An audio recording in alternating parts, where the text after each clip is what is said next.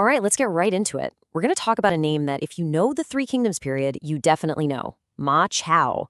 But here's the thing. This isn't just another tale about a legendary warrior. Oh no. This is a real tragedy. A story about the massive gap between the hero we think we know and the much darker truth. You know, in the famous novel Romance of the Three Kingdoms, Ma Chao is basically a superhero. They call him Ma Chao the Splendid for a reason. He's described as this incredibly handsome, almost perfect warrior in shimmering silver armor.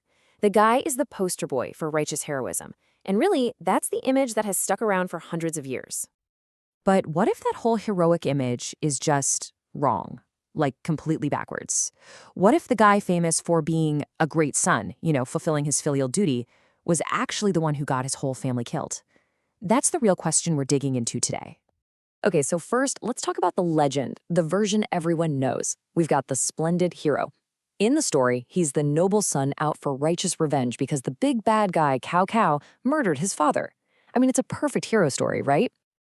Now, let's talk about what really happened. A reckless rebellion. Because when you look at the actual history, that heroic quest for revenge, it's not just wrong, it's the total opposite of the truth. Okay, this is the absolute core of it all. The novel literally flips the timeline to make Ma Chao a hero. But history? Well, history tells us the grim truth. Ma Chao rebels first. His father being executed wasn't the reason for his war, it was the direct result of it. And look, the timeline doesn't lie. In 211, Ma Chao kicks off his rebellion.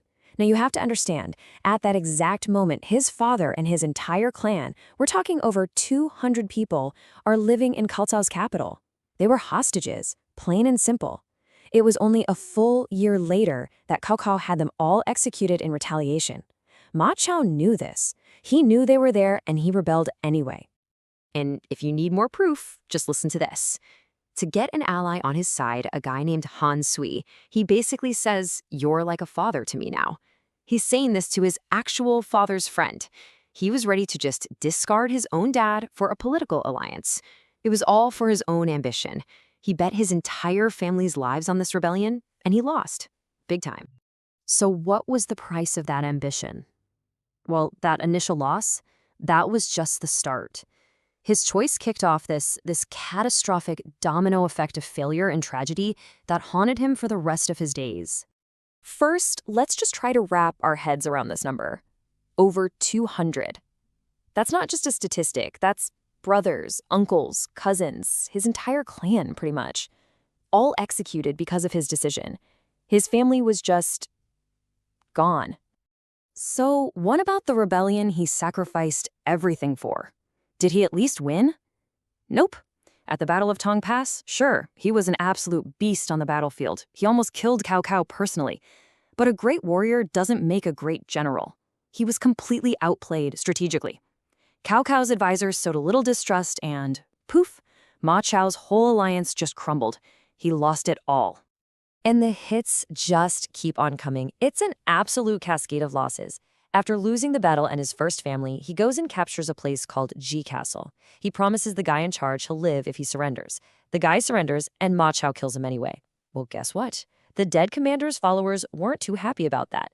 They staged an uprising, and in the process, they killed Ma Chao's new wife and son. He lost a second family, this time because of his own treachery. So at this point, Ma Chao is completely washed up. He has no army, no territory, and he's lost 2 families. The only thing he has left is his name, his reputation as a terrifying warrior. And that's the one card he had left to play when he went to go work for his final boss, Liu Bei. And you can't underestimate the power of that name. I mean, Liu Bei was trying to take this big city, Chengdu, and it was a total stalemate. Then Ma Chao shows up and joins Liu Bei's side. The people inside the city just had to see him outside their walls, and that was it. They gave up. Their morale completely shattered. The guy's reputation, all by itself, won an entire province. And Liu Bei, he rolled out the red carpet. Ma Chao got all these fancy titles. General of Agile Cavalry, Marquis of this, Governor of that. His name was put on all the important documents. If you just looked at his resume, you'd think he was one of the top dogs in the whole kingdom.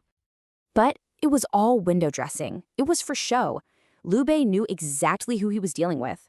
He used Ma Chao's fame as a propaganda tool, a boogeyman to scare his enemies. But did he ever trust him with a real army? With actual power? No way. Ma Chao was basically a celebrity general, famous, but ultimately a figurehead. And this last story really shows you what he'd become. A guy named Peng Yang comes up to him and says, hey, maybe we should, start a little rebellion of our own. The old Ma Chao, the fierce tiger, might have jumped at that. But this new Ma Chao, he was terrified. He was so paranoid about being seen as disloyal that he ran straight to Liu Bei and snitched, getting Peng Yang executed. The tiger was gone. All that was left was a scared, broken man. Which brings us back to where we started. We have two Ma Chaos, the hero from the story and the tragic, flawed man from history. So how did we get from one to the other? Why the huge difference? This chart really lays it all out. The historical Ma Chao, his motivation was reckless ambition. His personality, impulsive, treacherous, and yeah, a pretty terrible son. The fictional Ma Chao, he's all about righteous vengeance. He's noble and heroic. And look at the key events. The ugliest parts of his real story, like the betrayal at Ji Castle or the whole Peng Yang incident, the novel just pretends they never happened, wiped from the record. So why the big change? Well, it's pretty simple, really. Good storytelling. The novel needed a heroic, handsome young warrior to be the perfect rival for the big villain, Cao Cao. And with one simple trick, just reversing when his father died, the author turned Ma Chao's absolute worst act, sacrificing his family, into his most heroic quality. And in the end, there was no heroic last stand. Ma Chao died of an illness when he was just 46, and his last words to Liu Bei weren't some defiant cry for vengeance. They were just sad. He basically begged his boss to please take care of his cousin Ma Dai, the only family member he had left. It's the plea of a man just haunted by everything he'd lost. And that really leaves us with one last thought, doesn't it? The story of Ma Chao gives us this clear choice between a messy, flawed, and tragic real person and a simple, perfect, satisfying hero. It really makes you wonder, why are we so often drawn to the clean legend instead of the complicated truth?